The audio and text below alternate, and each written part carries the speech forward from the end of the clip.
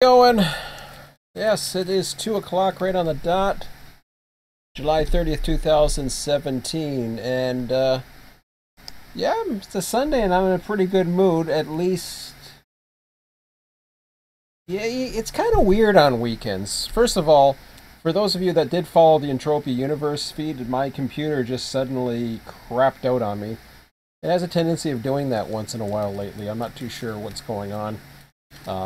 There's times where I leave it at night and it just, the next morning it's suddenly black screen. Now I don't know if it's the HDMI, I don't know if it's a video card, not sure exactly what's going on. Entropy Universe I'm switching in and out, and that's what happened, is when I switch in and out sometimes I lose it and then it's gone. So it was a horrible hunt, just to say the least, but anyways, we had fun doing it anyways, so I think I lost like $6 on that, so much for my profits for the week. It just went down the tubes, but that's okay.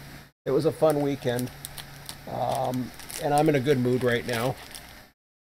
Despite, yeah, it's kind of weird. I even told Emmett this as I was going home, and I was saying, you know, like, wow, this is crazy. Now, I got Star Trek Online here. We've been playing this. He wanted to do a live stream of it. I couldn't tell if I was in the middle of tutorials or what the hell I was on, but apparently there's a lot of free to play stuff on there. You're limited to what kind of spaceships. I just became a lieutenant commander suddenly, and I thought, well, wait a minute, this thing's really evolving quick. Like, what the hell's going on? Is this? I mean, to me, you're becoming, you're getting your ranks a lot quicker than I would expect. But anyways, whatever.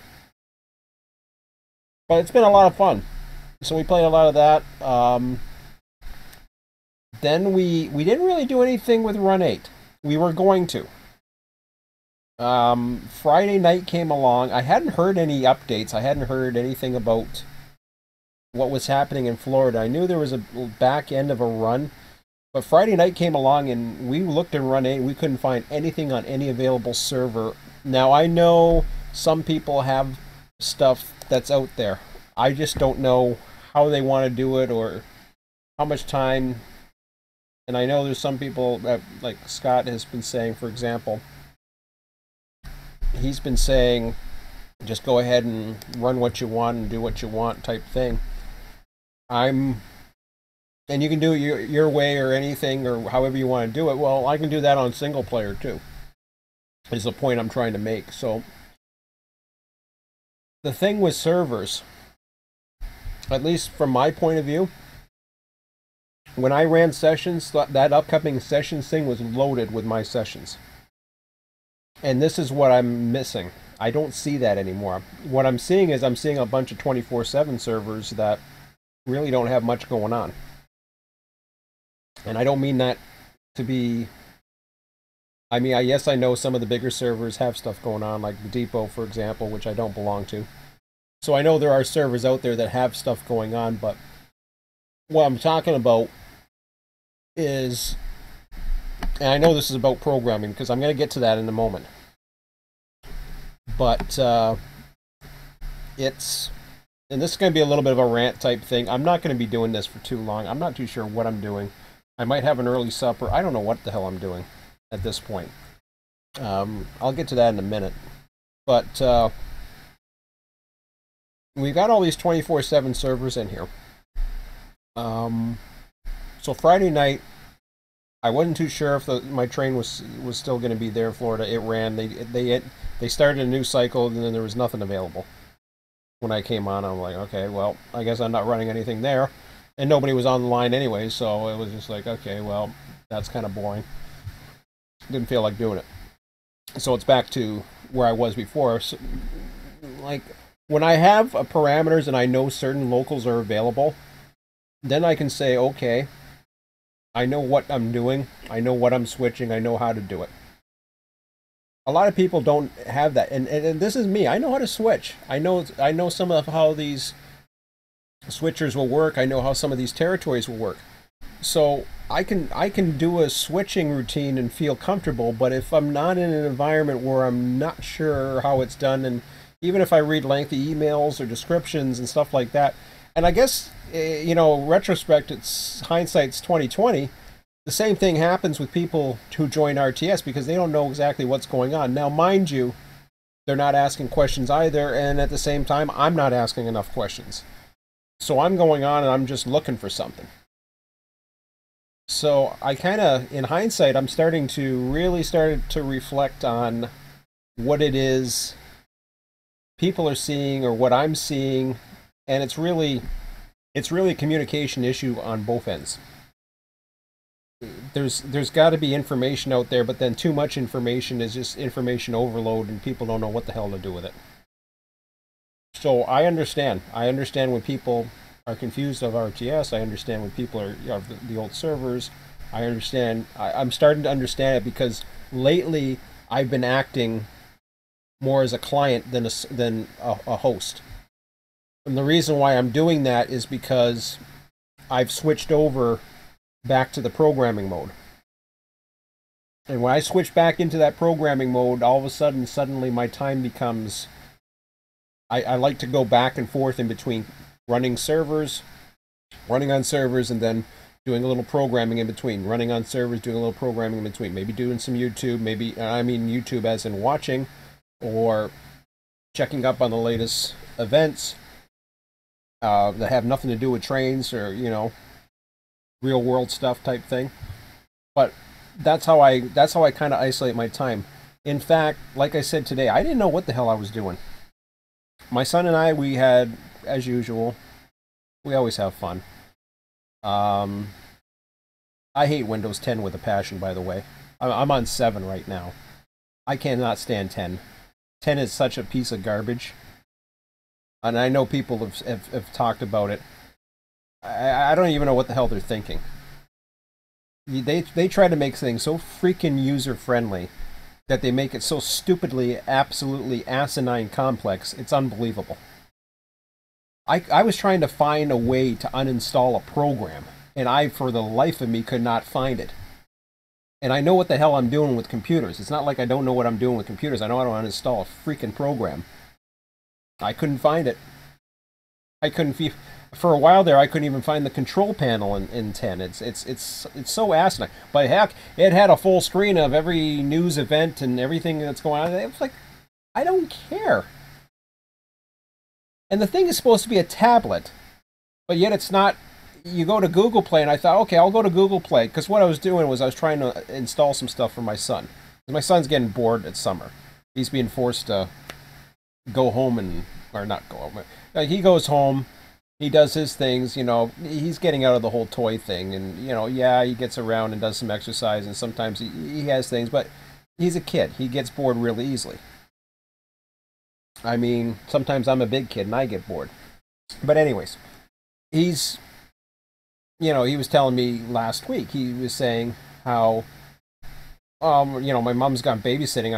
I'm basically sitting around watching babies. I said, this is your summer vacation?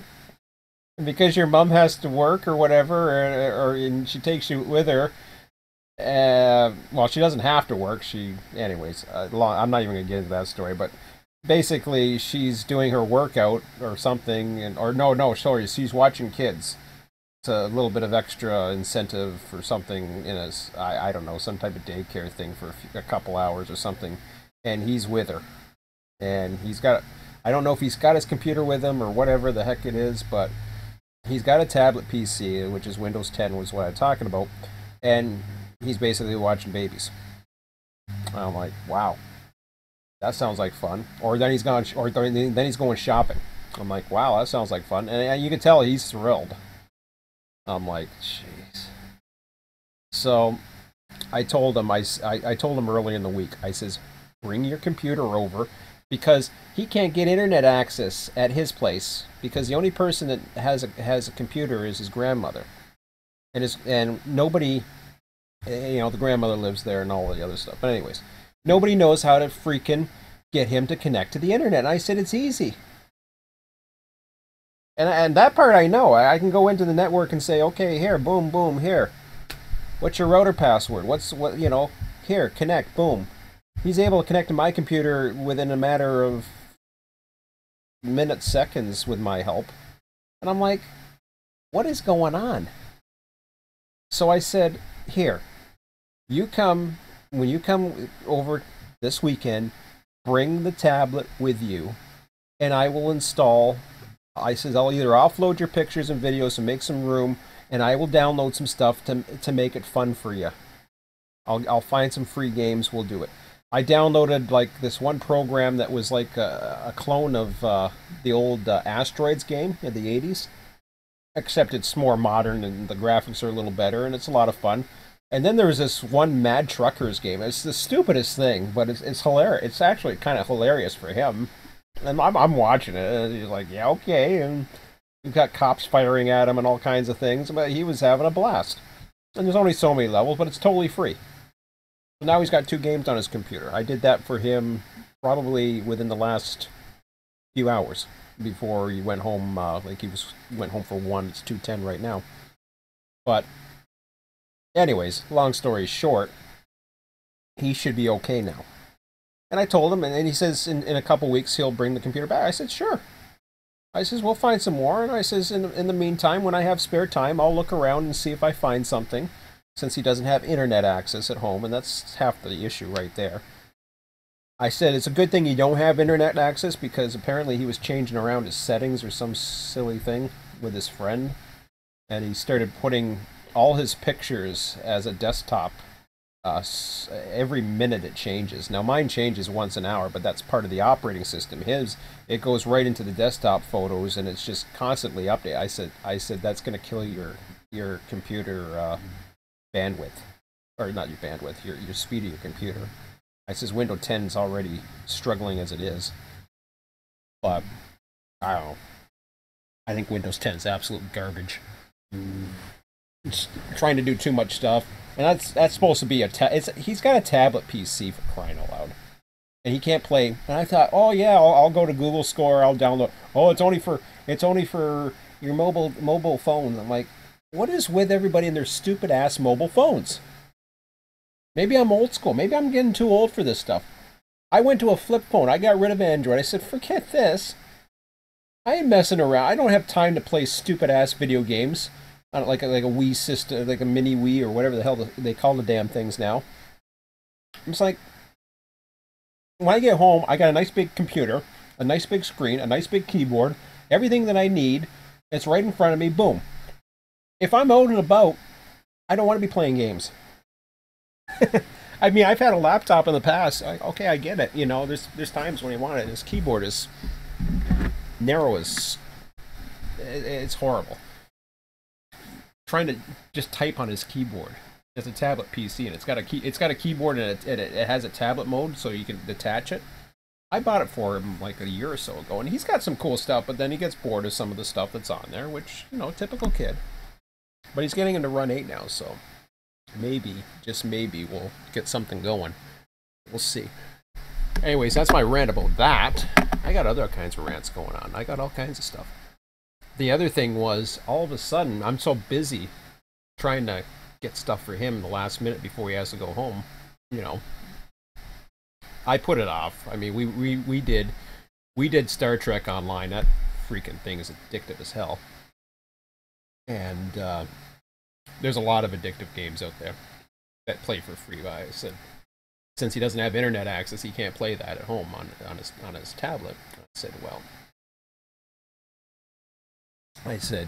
you're out of luck, kid. You'll have to play at my place. So he does it. Yeah, I'm okay with it. I don't have to play Run 8 Trains, although he's getting into it, and he was ready on Friday.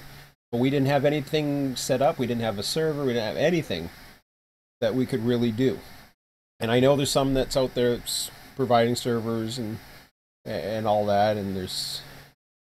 Yeah, I get it. There's stuff out there if I want to do it and blah blah blah, but I basically want to know what's ahead, what's expected, how long it's really going to take me, and then, you know, decide at that point, okay, can I do it, can I not, will I not?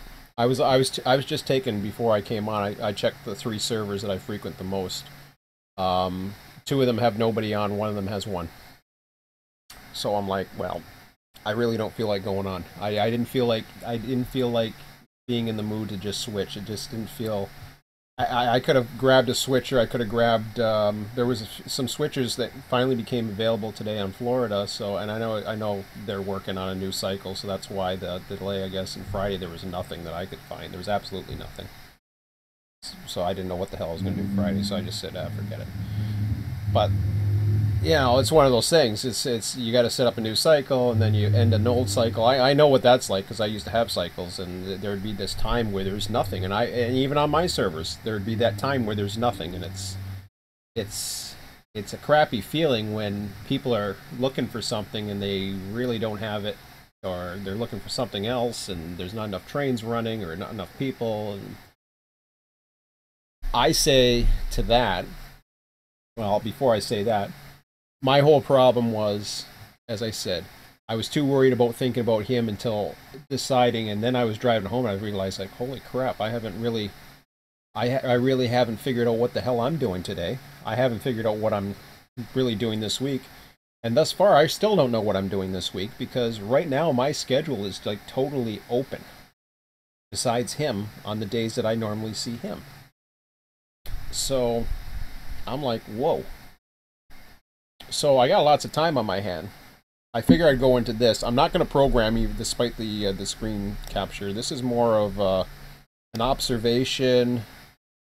So you hear me complaining about different things. Well, what can I do about it? What is it that I can do about it? Is there anything I can do about it? Well, there's a lot of things I can and can't do. And like I said, there's a lot of servers there. There's plenty. That's the most servers I've ever seen available since the beginning of Run 8. And there's still, the emphasis seems to be on 24/7.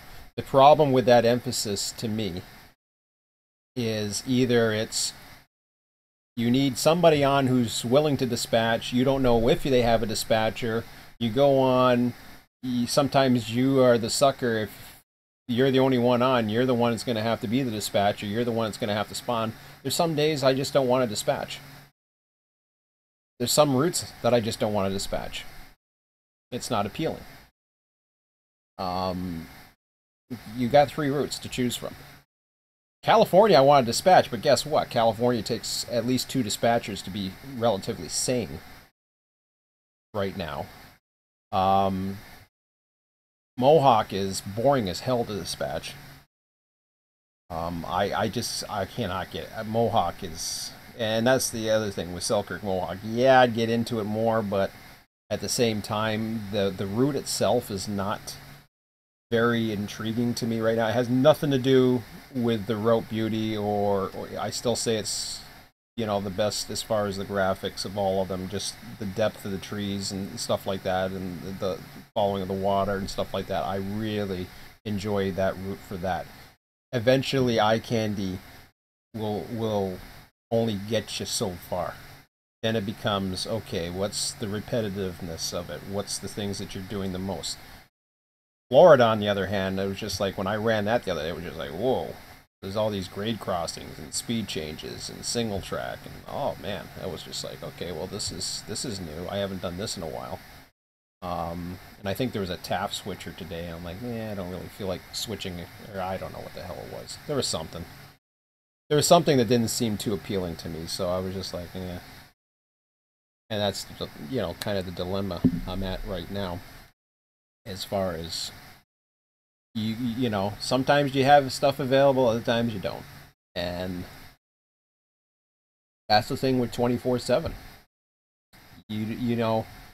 If nothing's planned ahead of time, you're just like, you're hoping to see what's available. You may get what you want, or you may get something that appeals to you. I think I had like 2 or 3 choices earlier this week on Florida that appealed to me. And today I kind of looked at it. Now, mind you, my what appeals and doesn't appeal, my whole thought of it changed today compared to where it was, because back then I was just like, I was going to just take any switching job. I don't care. Now it's just like, well, yeah, I could take any switching job, but do I really want to spend a whole afternoon switching like I did a few days ago? I spent 6.5 hours switching the one night, and The answer that's coming to me is no. I don't want to spend 6 hours switching. So what am I gonna do? And then what do I gotta do going on the week? So let me go back to being a little bit more humble now that I've got all those rants out of my way. And this is like now before I go humble, screw the humbleness. I'll get to the humbleness in a minute. This to me is what's missing.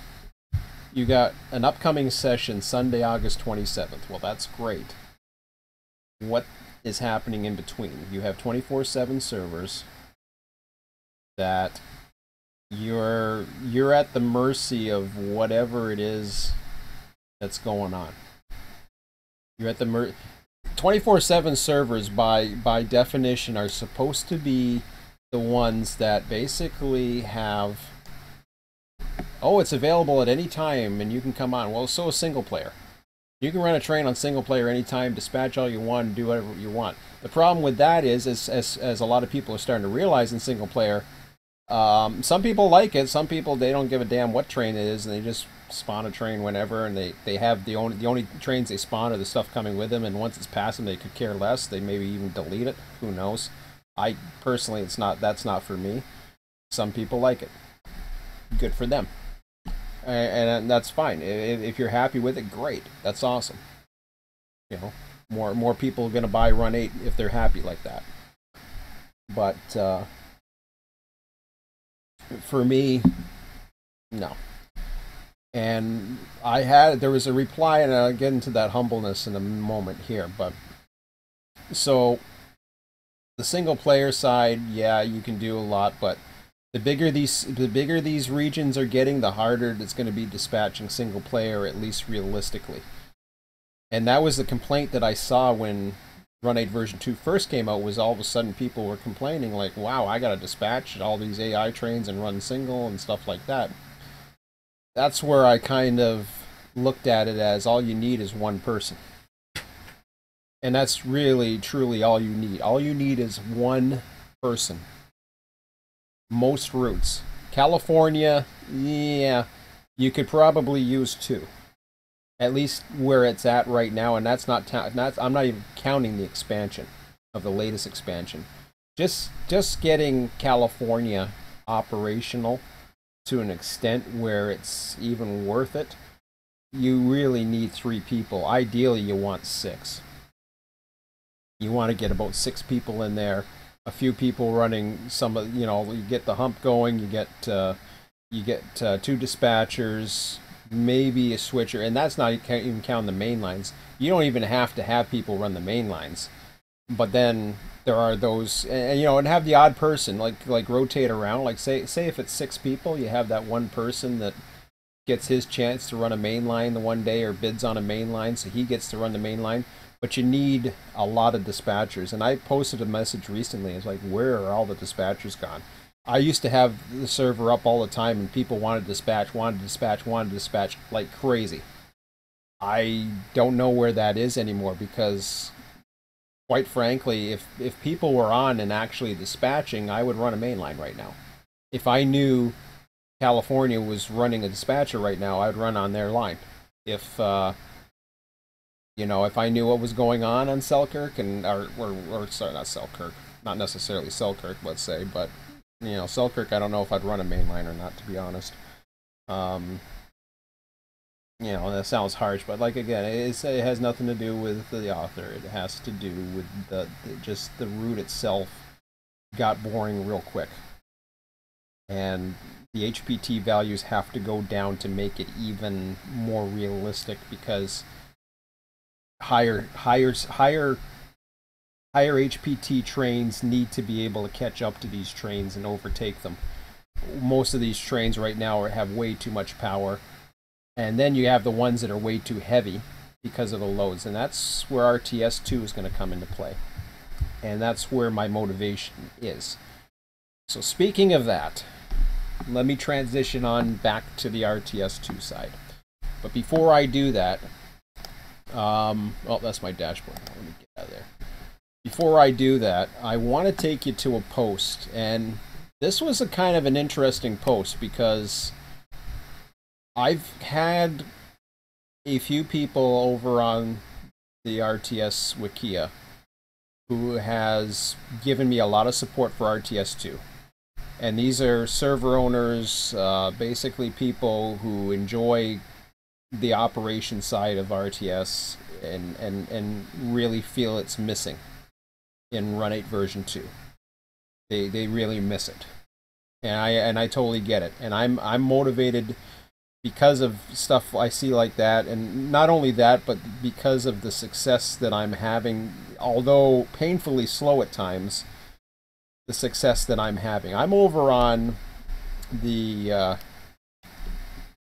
today 421. That's probably not. Let me go into here for a minute. No, that's good. That's gone. Okay. So this is a post about. I posted a lot of stuff on here. There was one post in here that I had on. I was asking about the fuel, and then we got into a discussion about the whole XML files. So, fortunately for me in RTS2, I still have access to those XML files. I also now have a survey module, which I probably am going to work on later today, maybe in a different live stream. This one is not going to last much too longer, because this is more of a rant and trying to get things out of my system. And who knows how many people are listening, I don't know. But what protocol is the external dispatcher on? Now this is where I kind of surprisingly got admitted, and a little bit humbling, and this is the real me. I'll show you what this is all about. Back on July 26th, I made a post.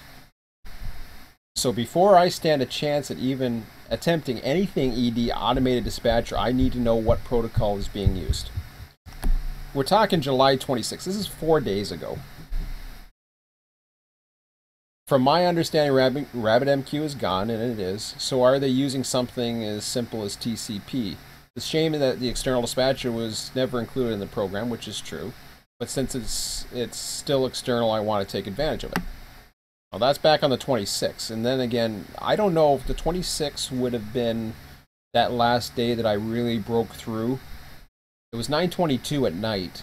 I don't think I was programming that night. I think... No, I wasn't programming on the Friday either. So I was already in the middle of programming. So maybe I started thinking I could be a programming machine suddenly around this time. I don't know. Actually, you know something? That being a Thursday, I think I made my major breakthrough come 10 o'clock at night. Because that's when I went in and decided, you know, I gotta do what I can do. And I think that was when I finished off the survey code. I haven't gone to the spreadsheet side of things. That's going to be next, where I start going into the files. I'm going to go into getting those survey data, adding it to figuring out what the block sizes are, and that's just getting it into a spreadsheet. So that's going to be pretty cool. So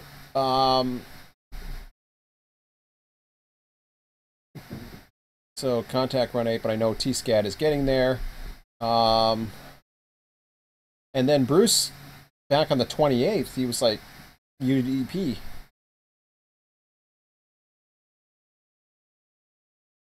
So and he was talking about different sniffing programs that I should be able to find out. And then I had this message. And it was surprised me because I didn't know, and I shouldn't say I didn't know. I knew the demand is there. Despite the fact that some people are starting to cope with it, I knew the demand for an automated dispatcher was there. Because there's some people that aren't into the simulator right now because of it. People that aren't much for multiplayer, which unfortunately it isn't helping much because a lot of people are going into single player who used to be in the multiplayer. And they're just doing their own thing. They're not even bothering with it. And they're just as happy because all they wanted to ever do was have some type of system and have some trains, and so they can, as long as they see a few trains go by, that's enough eye candy for them, I guess, and they're fine. So I read this message when I got home, and I'm like, dang. Now I gotta deliver. because I shot off my mouth and said I was going to do something. And I'm taking on way, way too much now. Now I'm like, okay, I have a hard enough time programming RTS 2, let alone venturing into something I really, really... It's not so much that I don't have the design. I have the design for the automated dispatcher. I can do it. If I had the time, I could do it. I don't have the time. If I had 3-4 years of just being able to mess around with the code and nothing ever succeeded or been changed, then yeah. By the time I really got to tackle this, there's a chance that the AI might be a simpler AI might be in. But more realistically, I think I can get to it.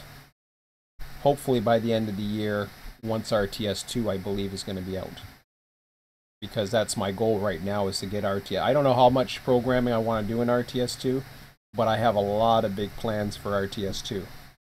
And these are doable plans. These aren't simple little, I can't do it. I know the XML file. I know how I can play around with it. I know how to write it. I know how to program enough to get me by. Whether or not some of my code's sloppy, I learned a lot from RTS 1. I know that is something I can do. So that I know I can do. When we're talking about that dispatcher and communications, when we're talking about communication protocols over the internet, I'm not 100% certain. So I'm biting off way more than I can chew. And I knew it. And I wasn't being honest with myself. Not to say that I can't do it. I can do it. But it would take me time to figure things out. Just like it took me time today to try to figure out certain things about my son's computer and how to get something working right on his computer. So this is probably the most humble post you're going to see from me. I certainly have an ego. I certainly have an opinionated side of me. But if you're on Train Sim and you see this is what the real me really is. It's RTS 2 is my main focus. And it's like I just said, I know what to expect from it. I know the code because I've done it in RTS 1 and it hasn't changed that much. The XMLs have only varied slightly. There's a few new names. The spacing's a little bit different. I don't know how much that affects it. I haven't tested it yet. That's not a big deal. Debugging is easy. If you checked some of my previous videos, I'm able to debug. I'm able to get through. I honestly didn't expect an answer so soon because honestly, it's like watching crickets when I post messages on here about anything I want to do. And suddenly I got people like, whoa, I guess that's in demand. And I knew it was in demand. I kind of knew it was in demand, but then again, I thought, well, yeah, I may or may not get responses. And we saw what T-SCAD for me, and with all due respect to his programming ability and whatever, something happened with him, and then suddenly T-SCAD was not doing anything for months. Probably over a year. His website hadn't changed at all. There was nothing going on with him. And I guess he was going through some personal issues. And he's actually helped me. He was actually trying to help me get into this. And he told me, you have to use RabbitMQ and blah, blah, blah. All other stuff. So he was actually willing to help me. Or at least lead me into the right direction more than anybody. And that includes the Run 8 team, to be quite honest. Despite, and they're busy too, so I'm not poking, John can only do what John can do, and I asked a few questions. I didn't quite get the answers I expected, but anyways, whatever. He's busy doing his other thing. I'm just a small fish, and they've done a lot of things for me in the past, including, from what I understand, is keeping that XML was, I'm hearing the major rumor out there was the reason why they kept the XML for the one thing was that because they knew RTS was out there and that RTS would be dead without it. Technically, RTS is dead anyways. There's only RTS 1. I mean, I haven't programmed RTS 2 and I had to change it, so it wasn't just I could have made a change, the change to make it work would have been fine, but there's been so many other new cars and stuff like that. It was already becoming obsolete. Um, so in that third paragraph there, I was bored last week because of some of the changes that was taking place. Mike has been very busy. He was up on he went and he was on vacation apparently, or I don't know what happened or whatever, and then suddenly there was no postings. There still is no postings for next week. I don't know if I'm dispatching next week. I really don't know what's going on. And it's kind of frustrating because I don't know what's going on, and I'm trying to get back into being a more viable user again. Not just somebody who's got plans of programming all the time. When I was doing Selkirk, it was a different, and I'm still got my thing there saying, now featuring the Selkirk project at the very bottom. When I was doing stuff for Selkirk, that took a lot out of me to get it set up, and the rewards, unfortunately, it just wasn't worth it. I had one main user, which was he was very loyal. I had other users that would come on, but I would be very lucky to get more than two. I had, when it first went up, I had like 6 or 7 or 8 users that came on, but they all came on together as friends just to show support for me or solidarity or whatever the hell it was. But then they were gone. That was just a flash in the pan as far as I'm concerned. I mean, I couldn't really judge anything, and so it was tough. But so RTS, as I said, it only applies to those who enjoy operations, thus less of an audience. But the more I look into more, because there's a lot of improvements, I see the Run 8 version 2 generates trains, and what RTS do will do them even for casual users. That last paragraph is the big one. So the automated dispatcher, it's still a gold mine, but when I look in the mirror, I see jealousy and ego getting in the way of what's really important to me. I can't believe I said that, but I did. And sometimes you have to. You have to get to what's real and quit being a pretender. And when I saw T-Scat come back, I was like, ah, damn. There was my chance to be relevant again, or whatever the hell I thought I was at one point, whatever my ego thought I was. And I mean, I'm relevant in my own way. I got a huge enough following in its own little small niche of the Run 8 world. But really, am I that relevant? Nah, not really. Nah. So what? I had the first server, so what? The so-called second or the biggest server for many people's eyes, went down recently. And apparently that was more relevant to a lot of people. Apparently. So whatever. I tend to tick people off because who knows? Maybe I'm not a people person or whatever else it is, or I don't care. Maybe I have issues. We all have issues, so none of us are perfect. So,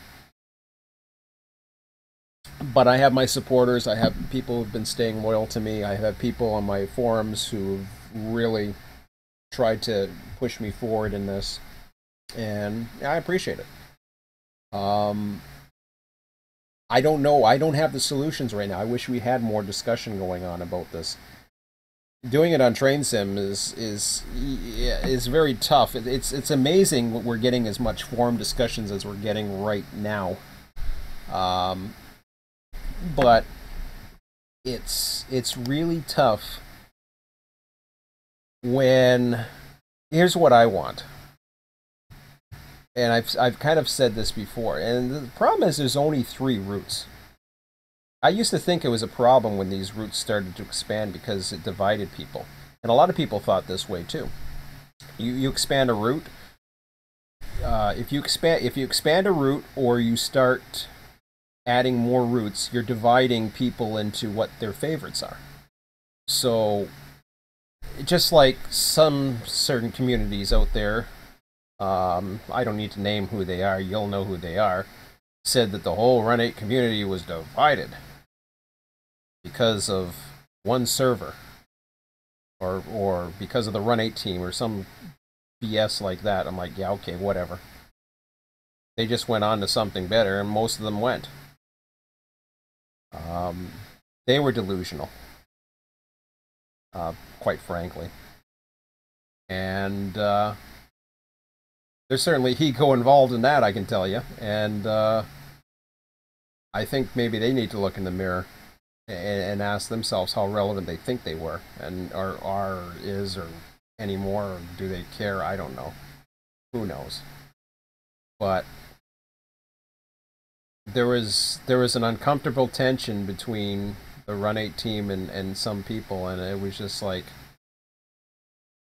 they're trying to make this whole split out of people. Listen, I mean, they got their program, and Run 8, regardless of whether or not it's not going to be exactly what anybody wants. I'm not even sure it's exactly what the developers want, to be quite honest, because I think they've been able to go out on a limb and do things that the community wants versus what maybe they want on many occasions.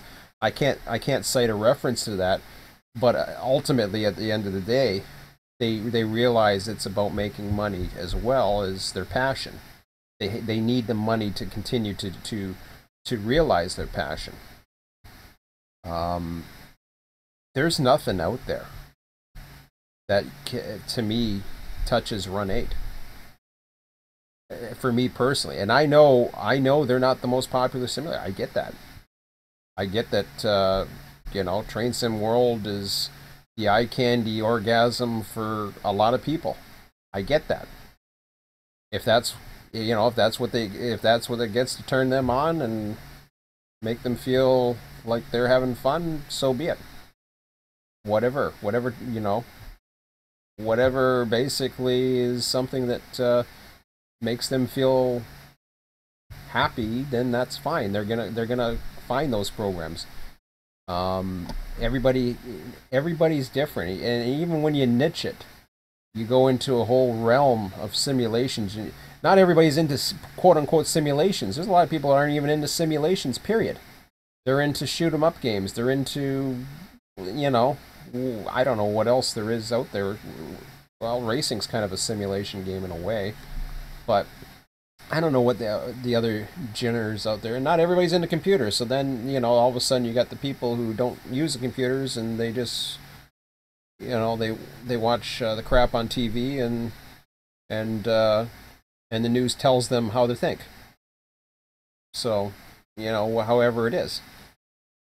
Whereas I don't watch the news. I used to. I don't, and I mean, I'm not the mainstream, that's for damn sure. And so I'm watching what I want to watch when I want to watch on demand to the sources that I want to watch. And they spin it to my favor too, but then you got to watch it. You got to be honest with what they're saying compared to what you really know in your heart of hearts what's going on in the world. So I mean, I know that's sounding political and all that, and I don't want to get into that really, because that's just stuff that honestly I've been trying to avoid more and more of, because I can't control it. There's nothing I can do to say control it. All I can do is prepare and do what I can to get ready for when that inevitable time does come, and I know that is coming. But anyways, I'm not here to preach about what the hell's coming as far as the markets and all the other stuff. But if you're not prepared, then well, maybe you should be. But that's a different story. Where did I get off on this rant now? I went off onto a totally different direction. But anyways, yeah. So you got Train Sim World. You got those that hang on to the original Microsoft Train Simulator, which turned into OpenRails, which, there's no denying that was one of the biggest franchise because of user-created content and the ability to be able to edit it. Can it do anything that Run 8 can as far as the simulating not only just the physics, but the actual real world and saving and continuing and feeling like you're part of a railroad, I don't think so. I don't think it holds a candle personally. Then you got the other franchises like trains. I actually have trains somewhere. It's something I was going to be looking for. I think it's on a computer that's sitting on my floor over here. It's in a hard drive. I think I have the download sitting on that computer, and one of these days I'm going to, hopefully by the time it gets a little cooler or something where I'm not worried about doing stuff outside, I'll take that hard drive out and install it into one of these computers. I got 2 computers in here that are active. And I'll install it on one of those computers, probably my son's. And hopefully I will be able to reinstall trains so that my son has that, because what my son seeks for a simulation is a little bit different than what I seek.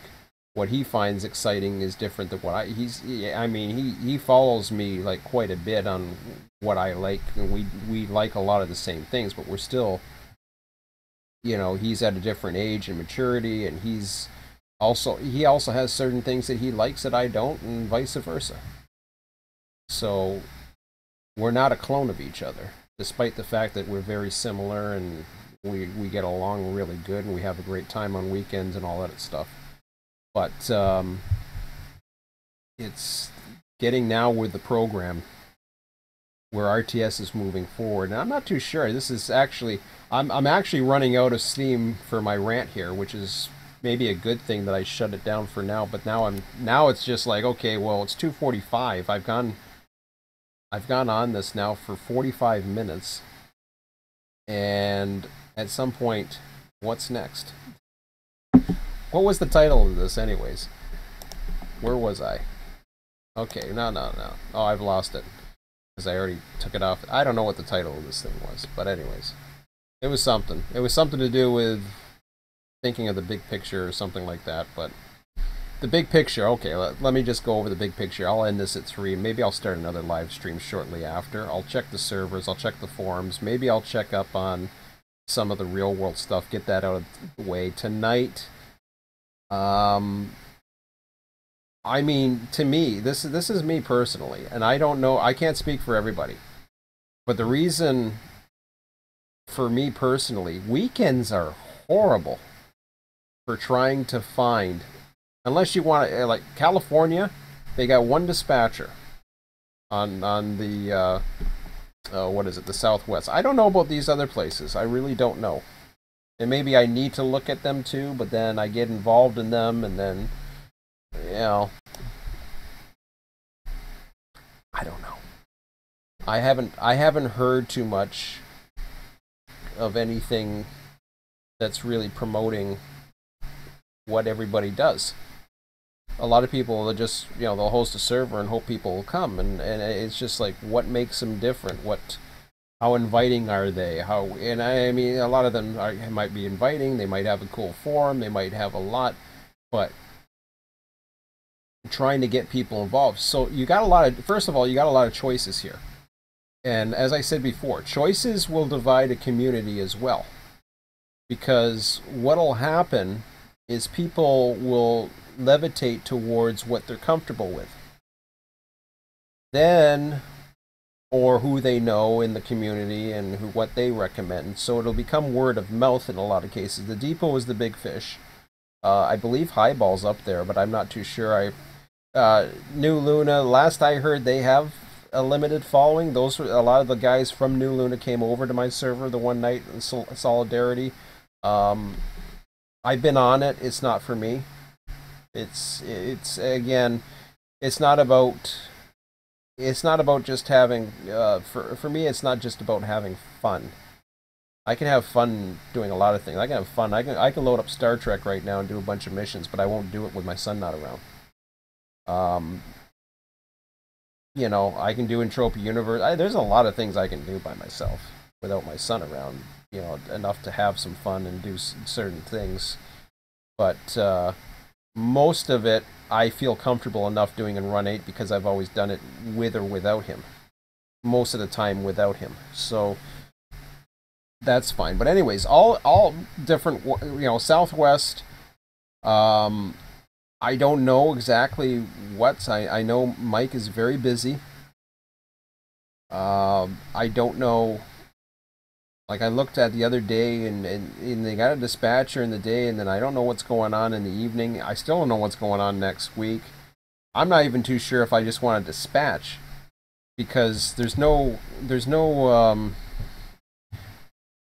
If I'm not mistaken, there might be another dispatcher available, but I think there's at least one other. But I really don't know if they have enough dispatchers to cover the ones that they have. And when Mike's on, it's just usually Mike by himself. What usually happens is a lot of these guys will get overwhelmed because if they try to run as many real trains, they end up they can't do it because the territory is so freaking huge. And this is a problem, I think. Because these 24/7 servers are not big enough. Hell, you can't even get a session that's big enough. It's hard to get people into a session to have that many people. Thus go around a whole 180, and then you look back at where my motivation was for the external dispatcher. Because my motivation was still there. Despite my ego, despite my jealousy that the fact that something relevant is coming. I'll admit there's jealousy. I don't know why there's jealousy, and I'm not too sure exactly what it is. I think it's because at one time I was doing something that was relevant, and it's not anymore. So I'm like, and it's jealousy. That's all there is to it. And it's nothing personal. It's just jealousy. That something is coming, and he's a great programmer. He's got a lot of cool stuff. Because oddly enough, there's not that many people. Mr. Balls was probably one of the pioneers as far as, with the exception of myself, in my own little way when it comes to the operations side. I've been doing RTS for 5 years. He came around even later than that, but what he did for the community, being able to get that external dispatcher, when I first saw it, I didn't know what the hell it was. And I wasn't really thinking of an external dispatcher because at the time, there was no such, as far as I know, there was no such thing as the external dispatcher when we first started. We had the dispatchers that were there, but he had this program that was able to keep track of everything. And that was the original makings of the external dispatcher, was that it just basically followed stuff around. I saw it and I thought, well, okay, that's cool. But then I thought to myself, well, I got the train sheet. I can follow things around. I didn't need that. Then suddenly, external dispatcher came in, and suddenly it was actually interacting with it. I'm like, whoa, well, that's different. And I must admit, when I saw that, I was kind of jealous about that too, because I thought, well, geez, it wouldn't have taken me that much because I was into Train Dispatcher 3 before Run 8, and I thought, it wouldn't take me that much. It shouldn't take me that much to make a control to make a not a controller. What do you call it? A handler. And the handler, all the handler does is it takes the code out of. It sounds simple enough, and unfortunately, the way computers are now, as I was saying, going back to the whole Windows 10 thing, they make things so freaking complicated to do simple things. It used to be so easy back in the Commodore 64 days. It was like input a line number, boom, open this. Hell, I could write machine code. That was one of the most complicated things you could do with the Commodore 64, was actually write assembly. And I was doing it. XOR, blah, blah, blah, all these other little goofy commands. And it was all about numbers of ones and bits and moving it over. I can't remember all the stuff I used to do, but I did. I did write some applications for bulletin board systems. So they were like mods on a bulletin board system, so you're able to play primitive, and I mean totally primitive online games. And I mean, nothing, but it was simple back then, because then you were just dealing with inputs and outputs. Because everything with data, it's all about input and output and processing and calculating and doing processing. That's all it is. It's just playing around with data. And to get TD3 to communicate with a handler, the handler, all it is, it's like a translator. All it does is it says, okay, this is what your run 8 is saying, that where all the blocks are updating. I'm going to communicate this to train dispatcher 3. Well, train dispatcher 3 has something that allows you to have a handler. So you write it in a primitive code, but you don't need that much. It doesn't have to be fast. It's very primitive. It's actually text-based written. And it goes into a file. It handles it. The handler reads it, and then it updates all the locations, and then it'll also send anything that's a command. So the command goes through the handler and says to the handler, okay, I'm issuing a signal command to this particular signal and this. The idea of the handler was not to interface with a virtual software like Run 8. It was actually the reason why the handler was in place was because TD3 was becoming a potential program to interface with model railroads. And a lot still do, apparently. There's other programs, much more advanced programs out there that do a better job now, but TD3 was one of the first that could do it. Because all you have to do in TD3, if you have Track Builder, you can build any territory that you want. So anybody in the community could build a Track Builder 3 territory, have TD3, boom. As long as there's a handler that handles it, boom. There's your external dispatcher. Any new route that comes out, somebody within a matter of days can get a new route up and going. All they have to do is start testing the blocks. The blocks are simple. Their numbers, the switches are simple. They start at, I think, number 1 or something like that in Run 8. And all you have to do is find out where those blocks are. You basically issue a command. You know, what does Run 8, what does Signal 1, clear command for Signal 1 do? And see what one lights up in your F3. Then suddenly you know, oh, it's that one. And then you create a map. If a map's not already provided by the see, that's the other thing too. These things, the developers already know what they are. They know what the signal numbers are. They know what the switch numbers are. They know what block numbers are. They know where the blocks are. They know where all of that is. They could provide that for people, but they don't, and that's okay. So it's like pulling teeth, unfortunately. But then again, they have bigger fish to fry, so they're not worried about providing external dispatcher information. And I guess Mr. Balls knows enough, or has a nice communication going on, and he knows where things are. And I assume Kevin's got enough information for TSCAD that he can find out, or maybe he has to test it out manually one by one as well, like I just mentioned, but it still can be done.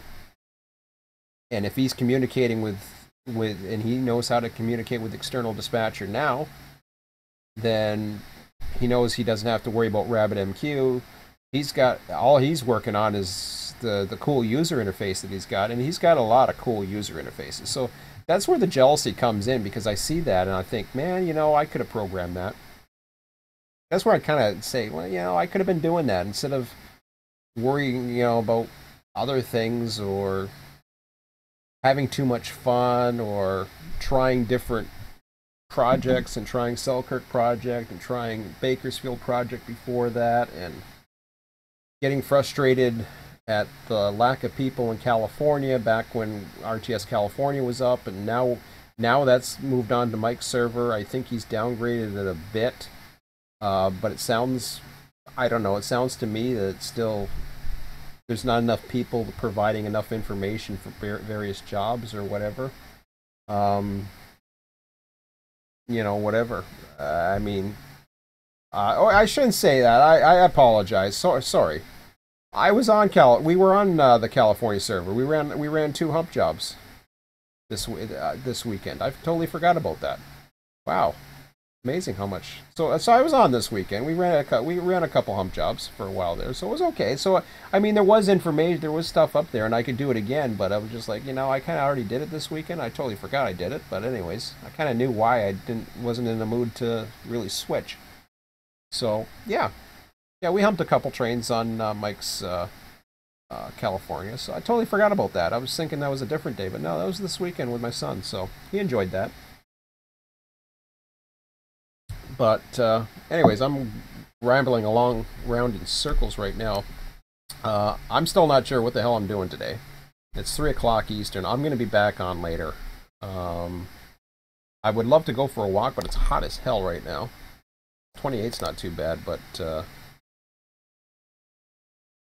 feels like 34 is a little bit too much. So the only time I'm going for a walk is when I go for a bite for eating. So Sundays I usually will not cook, and I'll just go out and grab a bite to eat out of my allowance. And I give myself an allowance now. Try to budget, but ugh. That's pretty hot, 29 Celsius. Yeah, I'll let you guys with Fahrenheit try to figure out what that is, but that's pretty hot. I forget what Fahrenheit, you know, I used to know Fahrenheit, but now, since we've been on metric for the last, I don't know, what, 30 years in Canada, I've just forgotten what 70s and 80s and 90s feel like. I know it's not hundreds, but the feel like temperature with 35 Celsius and 37, this is going to be freaking boiling. 14-day trend going down, yeah. But yeah, we'll see how that goes. So I don't know. I'll see what's going on. I'm not too sure what else I can say at this point, so I'm just going to end it for now. And I'll be back on later on. It's like 3 o'clock right now. It's kind of like a time I might just have an early supper or do a few things. I need to clear my head and try to figure out what I want to do, which is another thing. But there'll probably be some programming involved. I'll check out some of the servers tonight and see if anything has changed. But if there's nothing major going on, you know, it's one of those things. I would love to dispatch right now a big territory and just relax. But I've also relaxed the whole weekend with my son, so this is where I kind of getting into the wanting to get stuff done. Even if maybe I'll do some cleaning around here. Who knows? As strange as it was, it worked pretty good last weekend, but we'll see. That's all for now. So it's been an hour. I'm cutting this one short for now. I don't want to bore you guys with all my rambling. So, anyways, you can always comment, suggest, check the forum out, post any comments and suggestions, ideas, or whatever. But that's how I feel at the moment, and you know, it's all good and all. It's a little frustrating, but I just wanted to post that in because that's my train of thought as far as, you know, my ego and trying to take on too much and trying to do too much for Run 8. It's just like, hold on. You're having a hard enough time just getting yourself motivated to program RTS 2, even though you have made some success already. So at some point I'll get into it again, and if I get into it again and I get into a role early enough this evening, perhaps I'll get some headway and get some code going, and I'll probably live stream that as well, because it seems like I live stream anything I do on the computer with Run 8 these days. So anyways, that's all for now, so have a good one, and I'll see you later.